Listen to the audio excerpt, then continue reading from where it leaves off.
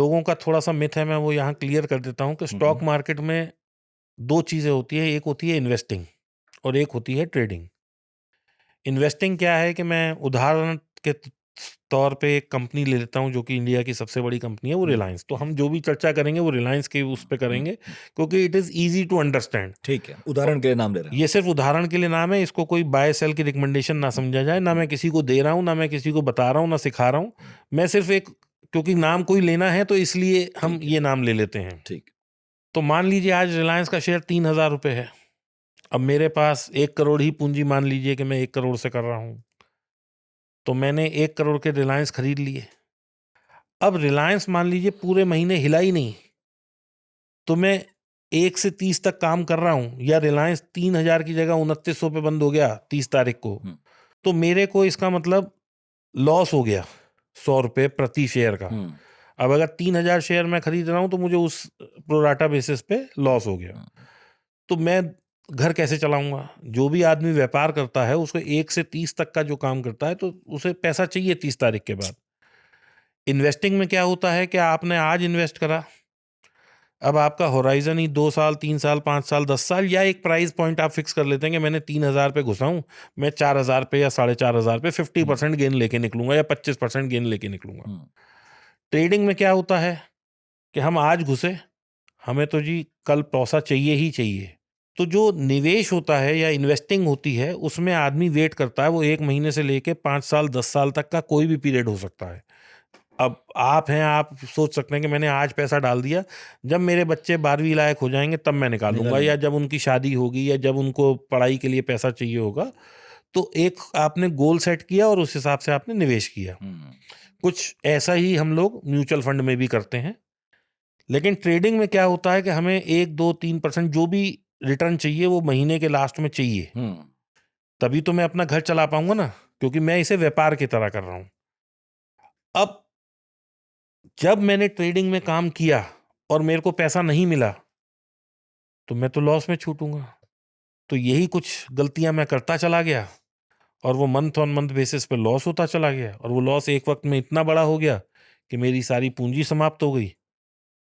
और उस वक्त क्योंकि और कोई काम मैं नहीं कर पा रहा था, और अगर मैं सोच भी रहा था तो मेरे पास पर्याप्त पैसे नहीं थे, तो मैं डिप्रेशन में आता चला गया। और मैं एक वक्त मेरे ऊपर ये पागलपन इतना हावी हो गया, क्योंकि देखिए जब आपके पास पैसा नहीं होता और भरी पूरी गृहस्थी है आपकी, बच्चे बड़े हो रहे हैं और आप एक ऐसे लेवल पे हैं जहां आपकी गाड़ियां घोड़ा गाड़ी सब मतलब बढ़िया चल रहा है, तो पैसे की एकदम समस्या हो जाए और लिक्विडिटी क्रंच हो जाए तो बहुत तकलीफ हो जाती है। तो वो तकलीफें आती चली गई। और एक कितना लंबा सिलसिला था लॉस का?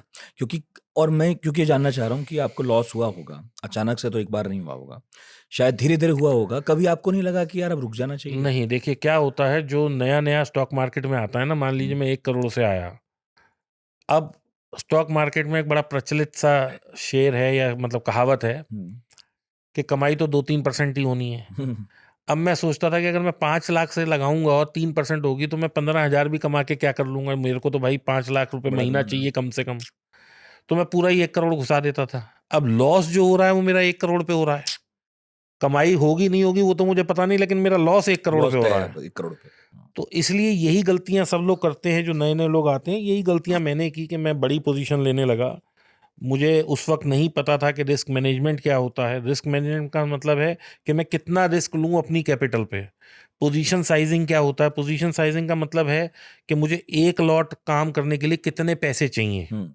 अब एक इसमें शब्द और आता है, लेवरेज। लेवरेज का मतलब होता है कि मेरे अकाउंट में है 1 लाख रुपया, ब्रोकर मुझसे कहता है कि आप 10x लेवरेज ले लीजिए, यानी कि उस वक्त मिलती थी, आजकल लेवरेज सेबी ने बंद कर दी है।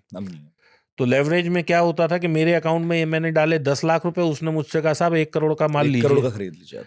अब 1 करोड़ का माल मैंने खरीद लिया तो मुझे नफा नुकसान तो हो रहा है 1 करोड़ पे, और मेरे अकाउंट में है 10 लाख रुपए। अब मान लीजिए 1 करोड़ में 3% बाजार गिर गया तो मेरे 10 लाख में से 3 लाख रुपए खत्म हो गए। अब मैं अगले दिन फिर मैंने दाव लगाया, मेरे अब की पूरा 10 लाख ही सुपड़ा साफ हो गया। तो ऐसे 10-10 लाख करके मैंने कई करोड़ खो दिए। मुझे उस वक्त ये अकल नहीं आई कि अगर मैं अपनी क्वांटिटी को कम कर दूं तो शायद मैं इस पैसे को बचा पाऊं।